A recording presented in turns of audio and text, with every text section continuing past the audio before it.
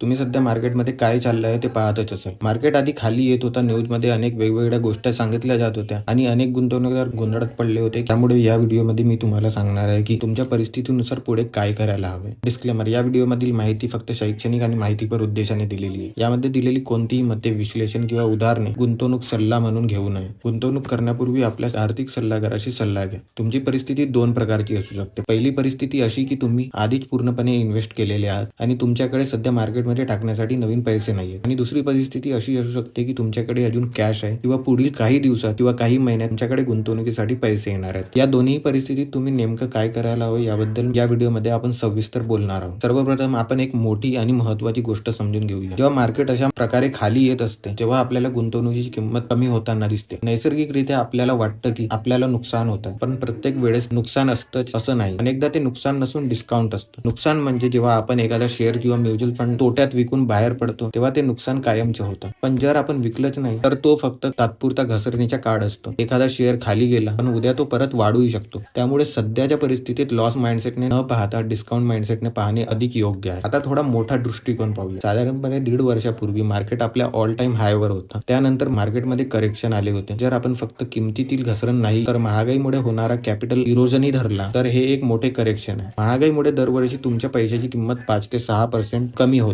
हे सर्व मिळून पाहिलं तर कॅपिटलवर बऱ्याचपैकी दबाव आलेला दिसतो. पण एक गोष्ट लक्षात ठेवा, हे नुकसान कायमचे नाही, फक्त कागदावर दिसणारं नुकसान आहे. मार्केट पुन्हा वाढलं की घसरण परत भरून निघू शकते. मीडिया हेडलाईन्स आपण अनेकदा पाहतो, मार्केट 2% घसरलं, गुंतवणूकदारांच्या लाखो करोडो रुपयांचे नुकसान. पण बुडाले हा शब्द दिशाभूल करणारा आहे. कारण मार्केटमध्ये पैसा बुडत नाही, तो फक्त तात्पुरता कमी जास्त होत असतो. जर मार्केट पुन्हा वाढलं तर ती किंमत परत येऊ शकते. म्हणून माझे पैसे बुडाले ही विचारसरणीही टाळा. पण अशा एक्स्ट्रीम मतांपासून थोडं सावध राहणं गरजेचं आहे. मार्केटमध्ये खूप नॉईज असतो आणि त्या नॉईजच्या बळी आपण बनू नये. आता आपण पहिल्या परिस्थितीकडे येऊया. जर तुम्ही आधीच पूर्णपणे गुंतवणूक केलेली असेल आणि तुमच्याकडे सध्या मार्केटमध्ये टाकण्यासाठी नवीन पैसे नसतील तर तुमच्यासाठी सर्वात सोपी आणि योग्य स्ट्रॅटेजी आहे की काहीही करू नका. हो, ऐकायला खूप साधं आणि सोपं वाटतं, पण हेच योग्य आहे. थोड्या दिवसांसाठी न्यूज कमी पहा, ब्रोकिंग ऍप्स कमी उघडा आणि नकारात्मक बातम्यांपासून थोडा दूर राहा. कारण जर तुम्ही रोज घसरणीच्या बातम्या पाहिल्या तर घाबरून जाऊन तुम्ही तुमचे शेअर्स किंवा म्युच्युअल फंड विकण्याचा निर्णय घेऊ शकता. आणि जेव्हा मार्केट खाली असतं तेव्हा विकण्याची शक्यता जास्त असते आणि नंतर त्याचा पश्चातापही होतो. म्हणून जर तुमच्याकडे नवीन कॅपिटल नसेल तर किमान इतकं करा की जे आधीच गुंतवलेलं आहे ते तोट्यात विकू नका. आता दुसऱ्या परिस्थितीकडे येऊया. जर तुमच्याकडे अजून कॅश असेल किंवा पुढील काही दिवसात किंवा काही महिन्यात येणार असतील तर तुमच्याकडे दोन महत्त्वाच्या गोष्टी आहेत. पहिली गोष्ट, मार्केटच्या एकदम खालच्या बिंदू पकडण्याचा प्रयत्न करू नका. कोणालाही हे अचूक सांगता येत नाही की मार्केट किती तडाला पोहोचेल. मार्केट कधीही घंटा वाजवून सांगत नाही की आता मी सर्वात खाली आहे, आता खरेदी करा. जर तुम्ही बॉटमची वाट पाहत असाल तर अनेकदा मोठी रिकव्हरी मिस होऊ शकते. एक आकडा समजून घेऊया. जर तुम्ही मागील 10 वर्षांत मार्केटमधील फक्त सर्वोत्तम 10 दिवस मिस केले असतील तर तुमचे एकूण रिटर्न जवळपास 50% ने कमी होऊ शकतात. कारण मार्केटची रिकव्हरी अनेकदा खूप वेगाने होते. एका दिवसात 2 ते 3% वाढ होते. म्हणून मार्केटमध्ये राहणं अधिक महत्त्वाचे आहे. दुसरी गोष्ट म्हणजे जर तुमच्याकडे कॅश असेल तर हळूहळू गुंतवणूक वाढवा. स्टॉक्स असो किंवा म्युच्युअल फंड असो, दोन्ही ठिकाणी हे लागू होते. आज जर त्याच 500 मध्ये तुम्हाला कालपेक्षा जास्त शेअर्स किंवा युनिट्स मिळत असतील तर ते तुमच्यासाठी संधी आहे. महागाईच्या काळात सर्व वस्तू महाग होतात, पण स्टॉक मार्केटमध्ये कधी कधी असा काळ येतो जेव्हा चांगल्या कंपन्या तुलनेने स्वस्त मिळतात. म्हणून हा काळ डिस्काउंटचा काळ समजून त्याचा फायदा घेता येतो. आता शेवटी एक खूप महत्त्वाची गोष्ट सांगतो. मार्केटमध्ये काय करायचे यापेक्षा काय करू नये हे जास्त महत्त्वाचे आहे. सर्वात मोठी चूक म्हणजे लेव्हरेज वापरणे, म्हणजे कर्ज घेऊन गुंतवणूक करणे. काही लोक असे विचार करतात की मार्केट स्वस्त आहे म्हणून बँकेतून किंवा ब्रोकर्स कडून कर्ज घेऊन गुंतवणूक करूया. जर मार्केट वाढलं तर व्याज भरूनही भरपूर नफा मिळते, पण हे खूप धोकादायक आहे. मार्केट किती काळ खाली राहील हे कोणीही सांगू शकत नाही. उदाहरणार्थ 2008च्या आर्थिक संकटात मार्केट जवळपास 60% पडलं होतं आणि पुन्हा त्या पातळीवर यायला जवळपास 5 वर्षे लागली होती. जर त्या काळात कोणीतरी कर्ज घेऊन गुंतवणूक केली असती तर त्याचा व्याज खूप मोठा झाला असता. म्हणून कर्ज घेऊन गुंतवणूक करणे टाळा. दीर्घकालीन यशासाठी हा सर्वात सुरक्षित मार्ग आहे. शेवटी इतकंच सांगतो की मार्केटमध्ये संयम, शिस्त आणि योग्य मानसिकता खूप महत्त्वाची आहे. So thanks for watching this video. Please like, share, subscribe. This is Ashish, over and out.